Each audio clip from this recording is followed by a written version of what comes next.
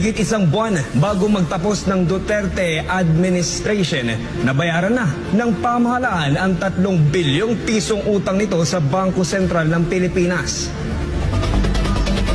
Sa isang pahayag ng Department of Finance, maagang nabayaran ang 300 billion peso provisional advances bago ang actual maturity date nito sa darating na June 11, 2022. Dagdag pa rito, natugunan nila ang hangarin ni Finance Secretary Carlos Dominguez III na i-unwind o isara na ang pandemic-related liquidity support mula sa BSP bago magsimula ang susunod na administrasyon. Ang provisional advances ay isang pansamantalang panukala sa ilalim ng Section 89 ng Republic Act No. 7653 o the New Central Bank Act na nagpapaintulot sa BSP na palawigin ang short-term financing sa pamahalaan ng hanggang 20% ng average ng annual income ng bansa sa nakaraang 3 taon.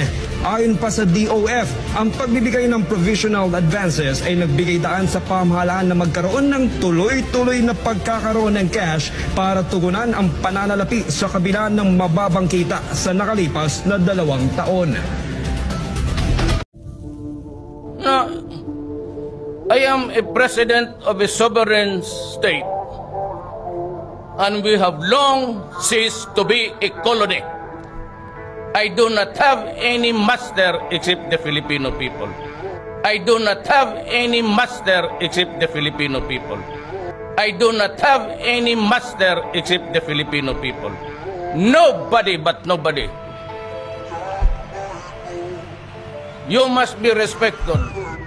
Do not just throw away questions and statements. Putang ina, mumurahin kita dyan sa forum na yun.